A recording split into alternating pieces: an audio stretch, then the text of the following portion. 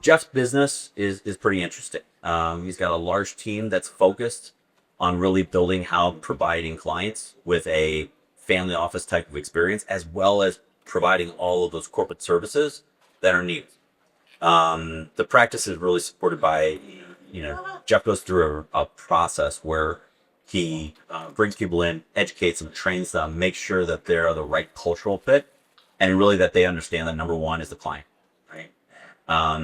Hard to do sometimes. Sometimes it's really just all about training, finding the right talented person. But it's really all about white glove type of relationship. Jeff also gives back. He supports a number of different nonprofits, really focused on helping unprivileged kids. And he's a guest lecturer at University of Michigan, helping their student athletes with financial understanding, teamwork, budgeting, and really understanding what they're getting as a gift of being able to be recruited and playing for one of the best organizations in college football, basketball. So without further ado, Jeff Fratarcangeli.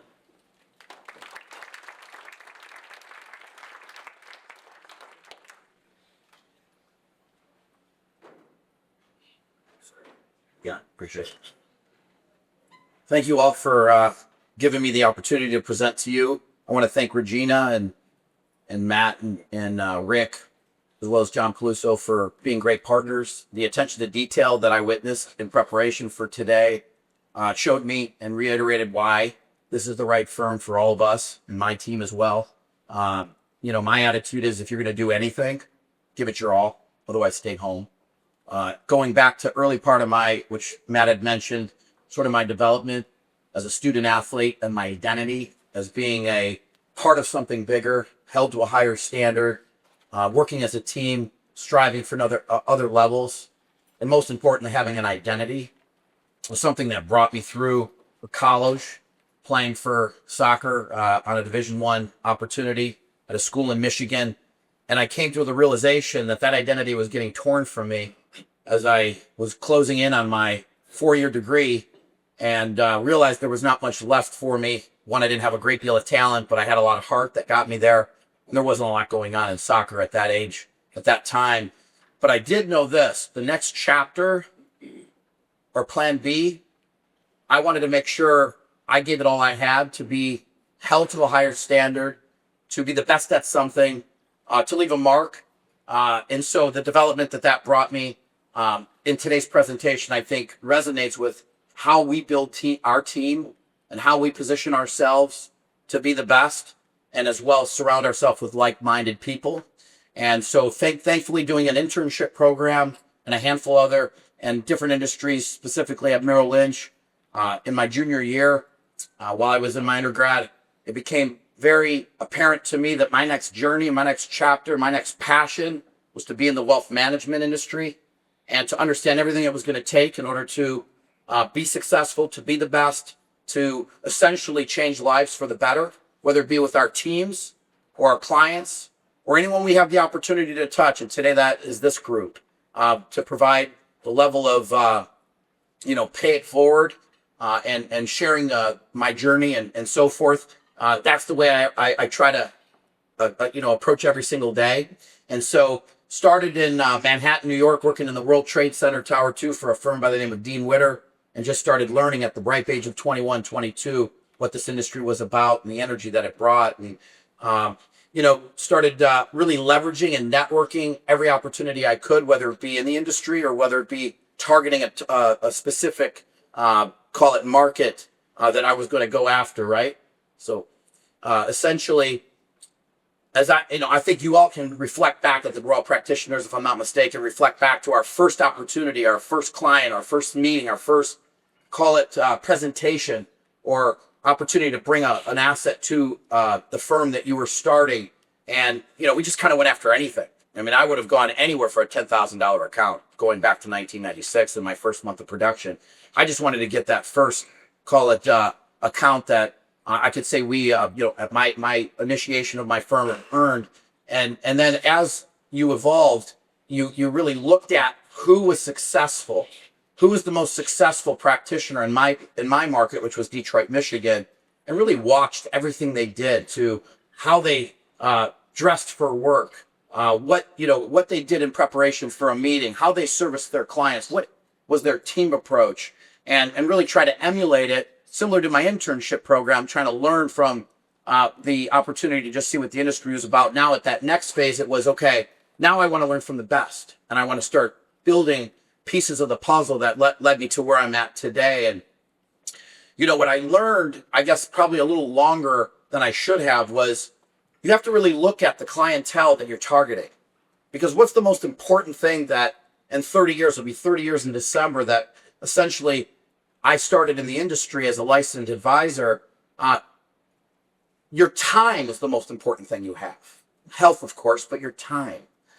The time that we have on this earth, the time that we have in this industry becomes so minute as you progress through the years and look back and say, wow, where did time go? So the question I'd ask every one of you is, what is the clientele that we're targeting? Who is it that we want to work for? And what's going to be the most rewarding? And who is going to be the most needed of our sophisticated guidance along the path? And, it's interesting. I had many mentors over the years, and to this day, I still have mentors that I lean on to learn from. And I hope all of you do the same. And there's a gentleman by the name of Michael Sullivan in New York that I sat down with, took a time out, kind of like we are doing today. I went and sat down with this gentleman who was very successful. I think he was a $4 million producer at Merrill Lynch at the time. And he gave me the playbook, the playbook as to how we needed to build a business that was scalable, that was going to be successful, that was going to be ultimately being able to replace any player on the team and still have the outcome that we are targeting, which is to guide, counsel, and protect our clients through the maze of decisions that they're going to have towards their ultimate goals. And that $800,000 or that $500,000 rollover from that retired individual, that's all the money that they have. And they're going to be demanding your time and attention for the next 30 years throughout their retirement, but yet not adding a dollar to that relationship necessarily from their family or potentially their net worth. Let's think about that.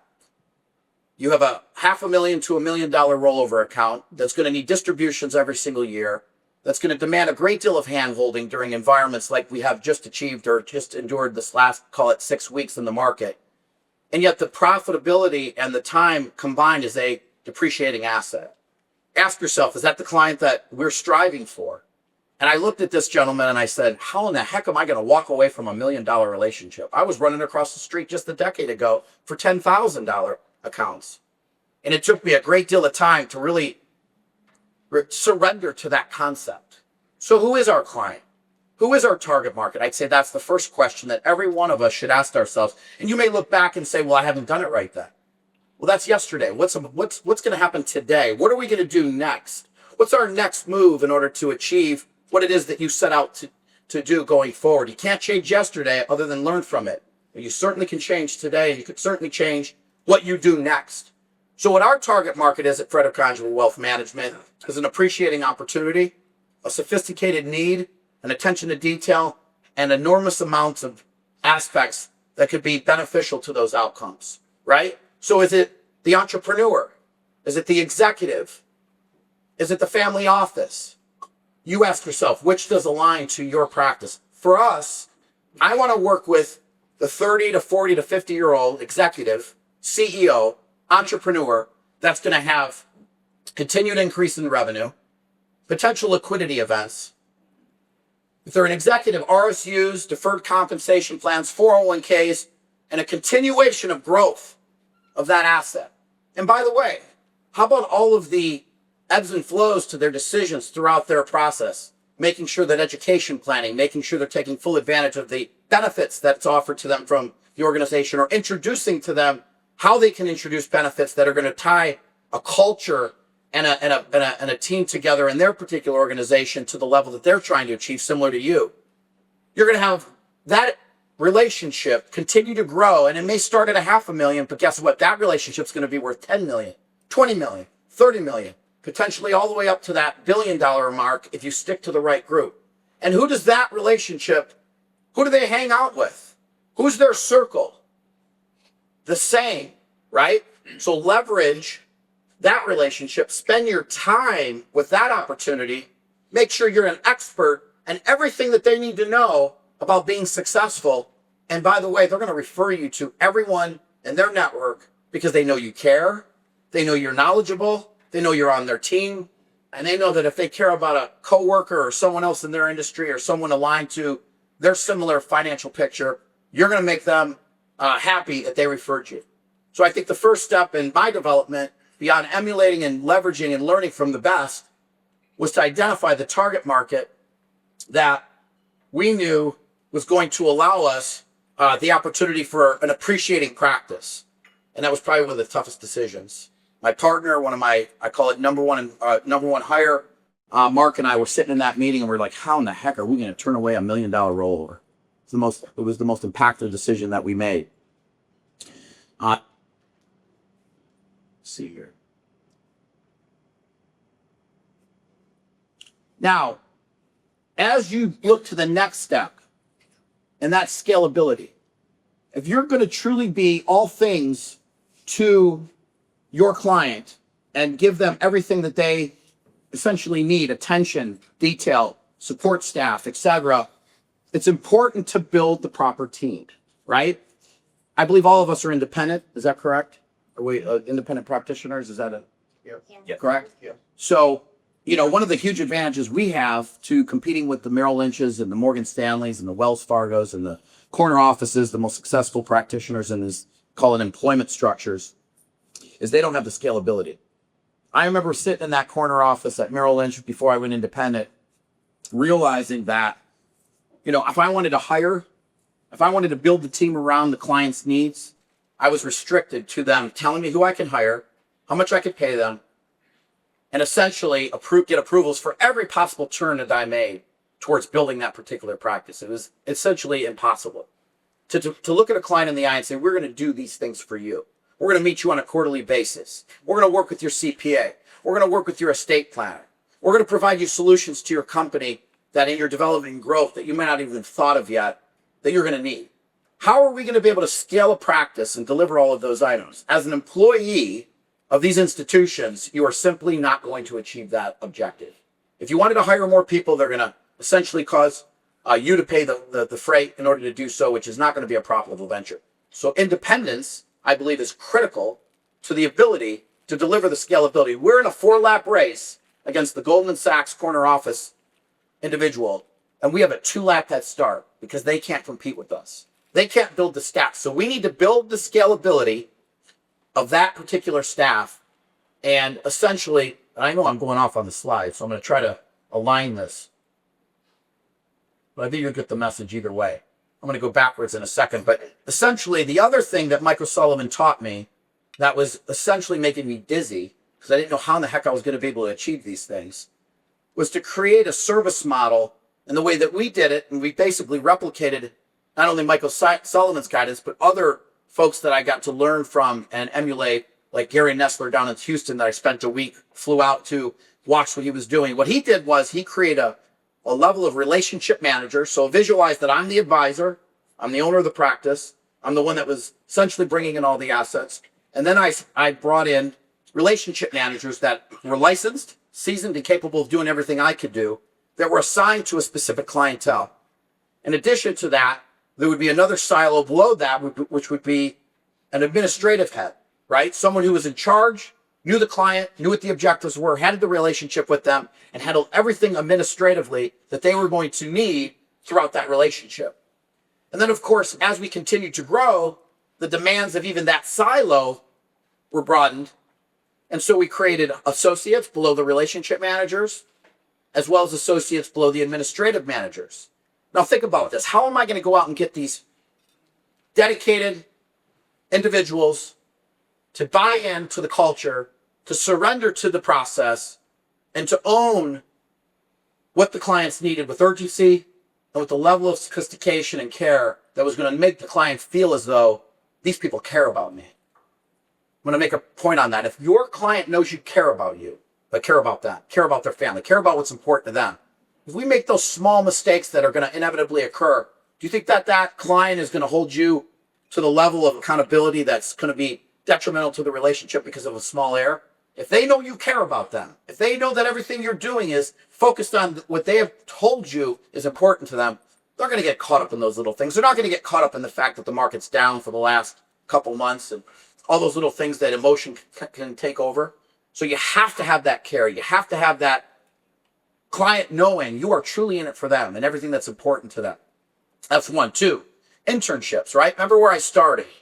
So at 78% of our team, which is comprised of 35 professionals, have started in our internship program, where I started.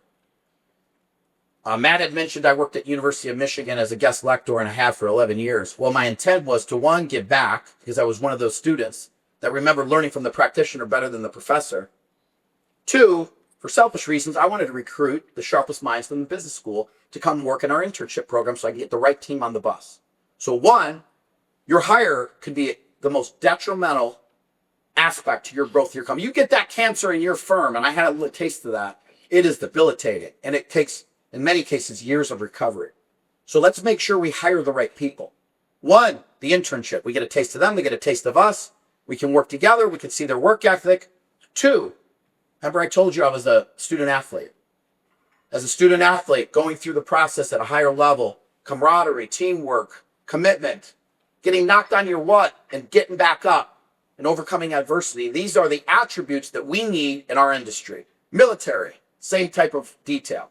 So those are the two. I love when I hear military or I hear higher level of involvement in some type of athletic level. And I would say probably 90% of the team aligns to one of those two, if not more, right? So you get the right people. So many times you see these young, very smart, intelligent students come in that think that they're vice presidents before a day of work.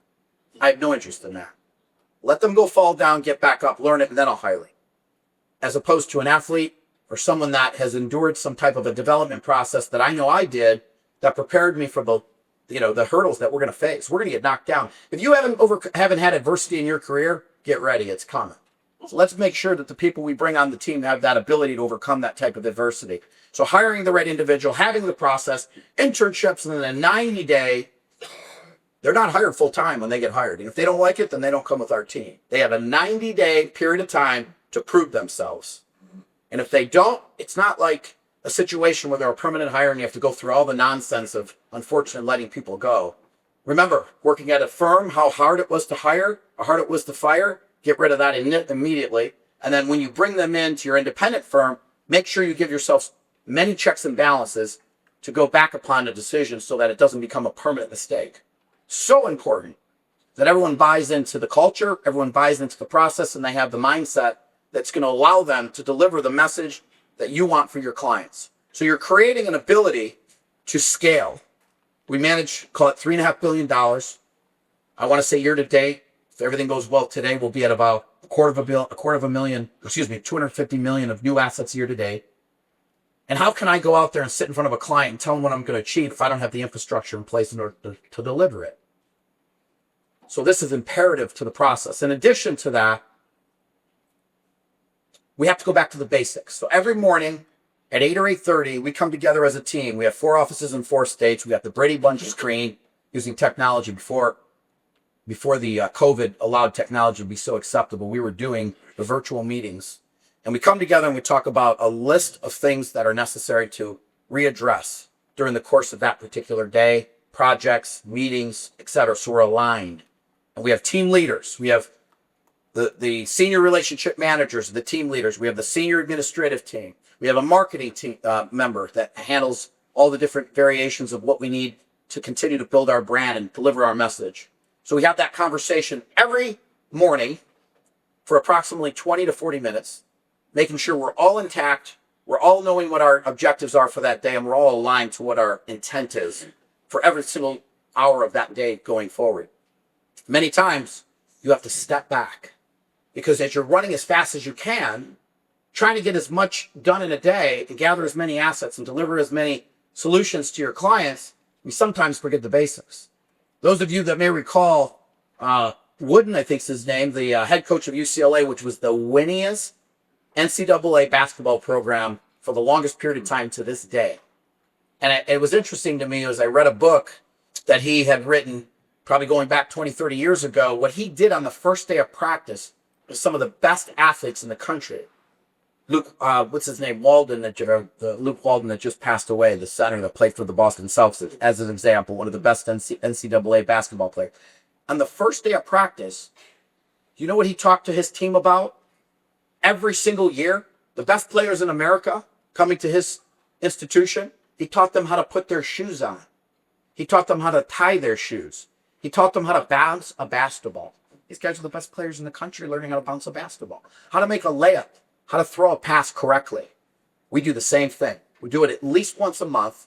We step back and we talk about the basics that we tend to forget as we're running as fast as we can. And I think that's so important to take a step back, and it happens to every organization where you have to reset in order to go forward. And so I think spending time on those details, meeting as a team, talking about the factors that are important, talking about what separated us that make us who we are today and what's going to allow us to go to the next level is imperative. Once a quarter, we come together on a Saturday and we talk about much broader aspects of our practice, where our next growth opportunity is, where we're going relative to our growth as an institution, where are we cross-selling? Are we adding a benefits division? Are we adding a mortgage division? What is it next that this practice and this institution calls for? We come together. We also have senior meetings, heads of divisions. Once every other week, we come together and we talk about the details as a leadership team. It's so imperative to have these conversations. And at phases in my development, I wasn't doing it. I wasn't having those conversations. So I think it's important. I'm going to share with you the true detail that brought us to where we're at. And then finally, or not quite finally, but certainly along the path, is communicating to your client. Now, the last 4 to 6 weeks have been pretty tumultuous. Yet we got surprised. I mean, when was the last time we had a change of administration and the first half of the year it wasn't like this? It always has been like this. So we always know that you're either in a storm, coming out of a storm, or going into a storm, right? That's what life's about. So let's make sure we're proactive in the message. So what we do on a periodic basis, every time it's needed, with some uncertainty, is we call upon doing a live market update with technology at our fingertips, speaking to our audience, and then taking it, sending it out to our audience, putting it on our website. I can't tell you how many times our clients say, thank you. That really helped. It was good to hear you interview Ron and Sana, to hear you interview Andrew Updike, one of the experts in tariffs. Thank you for showing you care, showing the attention to detail, making me realize we're going to get through this, right? So touching your client consistently when they need you most. So many times when the markets are going through these times of uncertainty and volatility, we turtle. It's the opposite. Our practice thrives on volatility and coming out of the other end of whatever the uncertainty is bringing to come out better, to be talking to our clients, letting them know we're here to help, we're available to them, we had a plan, we expected this was anticipated, and this is how we're addressing it. They have to know you're awake at the wheel, right? Furthermore, they ask their, colleagues, people in the same industry, hey, you should watch this. I can't tell you how many times at the end of these presentations that are live that I get an email or a text or some type of a communication saying, I'd like to meet with you. Or, hey, I know we met 6 months ago, but I'm ready to move forward. You're always moving forward and building your practice. And communication is the key, showing that you care, showing that you're attached to the details, showing that you're not asleep at the wheel. Complacency is going in reverse. A few times in my career, I thought it was okay when I had my first son. I'm just going to take it easy a little bit. I'm going to tell you something right now. You better get out. Because if you're taking it easy as an athlete on the field looking not to get hurt, you're going to get knocked on your butt and you're going to get hurt. So you had better come ready to play, ready to win, and ready to deliver everything you're capable of. Because I promise you, there's something coming from your side, on each side in your blind spots, that's going to put you on your tail. And then you'll know complacency doesn't get you to where you want to go. So make sure if you're in it to win it, or stay home. That's the way we operate.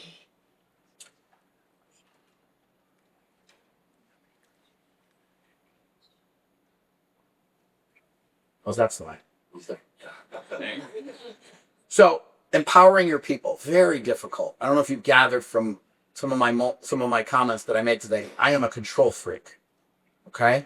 So one of the biggest moves I made was hiring a COO and empowering that operator to run my business. It was crucial.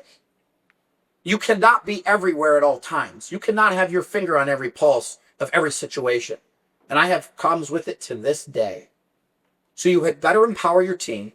You better have delegated exactly what their roles and responsibilities are. You better create accountability to making sure that there's checks and balances in place, to make sure they're motivated, they're cognizant of what their objectives are, and they know that they're in it with the team and with one objective, one team pushing in the same direction.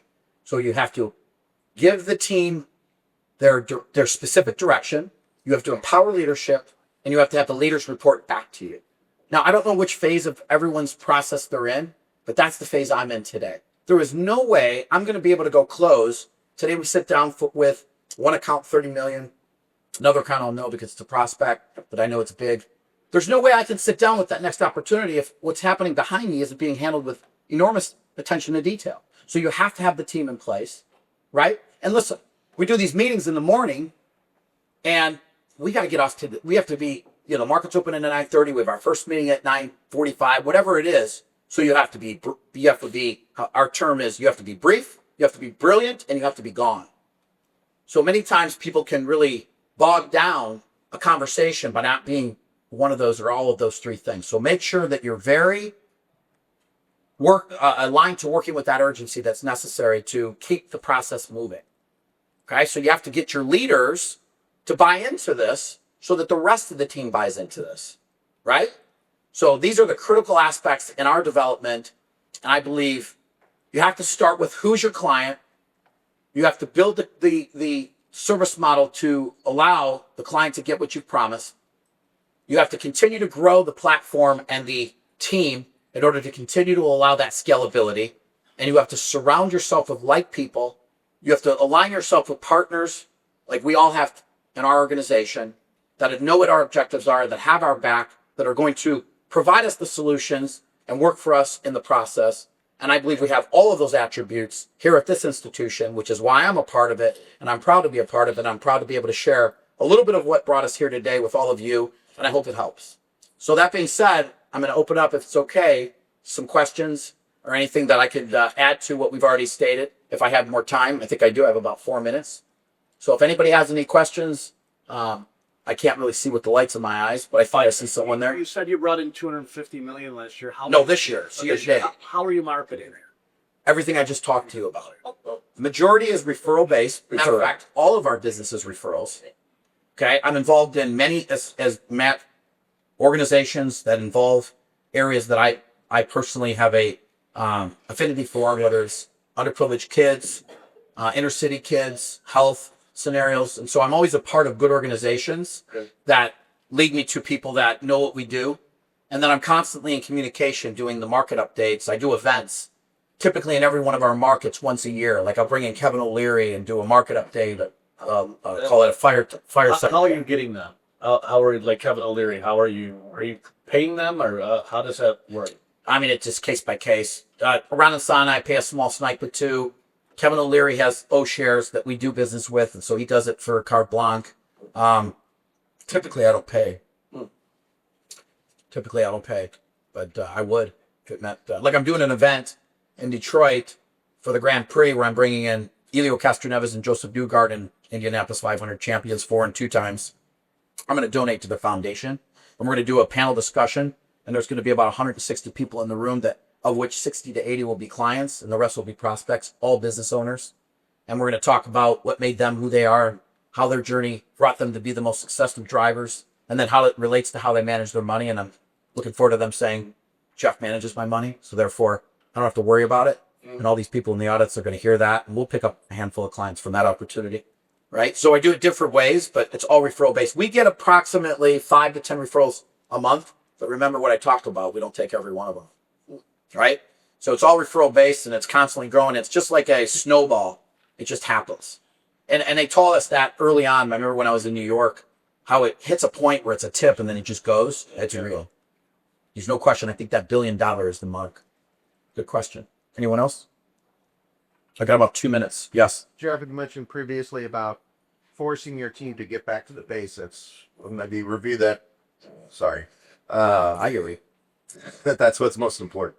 Getting the team to review the basics on a quarterly or several times a year basis. Were the basics what was on the next slide, as far as the client updates and the client events and so on and so forth. The basics are working with urgency. The client calls or sends an email, you reply to them within 24 hours. Even if it's, hey, Mr. Jones, I'll get to you on Monday. Thanks for the reaching out. We'll handle this for you. Those are automatics, right? Right. The client opening up a PCL or a line of credit, they're going to get that done in a period of time that we're going to let the client know what to expect, what time frame, and we're going to communicate. When a client becomes a client, they get a letter, who their team is, what their roles are, what their contact information is. When the phone rings, that phone better not ring more than 3 times. That phone better be picked up with a smile. Client walks into the office. That carpet better be clean. That smell of freshness better be there. That smile from the receptionist better be consistent. And every single first contact that client has when they walk into our branch, it better be consistent.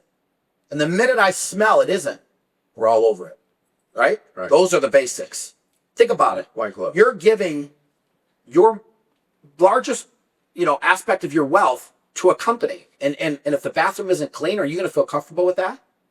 I'm out. You think, what would I want? And you deliver it. That's it. There's no, well, she was tired. She's gone. Right? Right. Thank you. Yeah. Okay. Well, I got 5 seconds left. Anyone? Appreciate your time.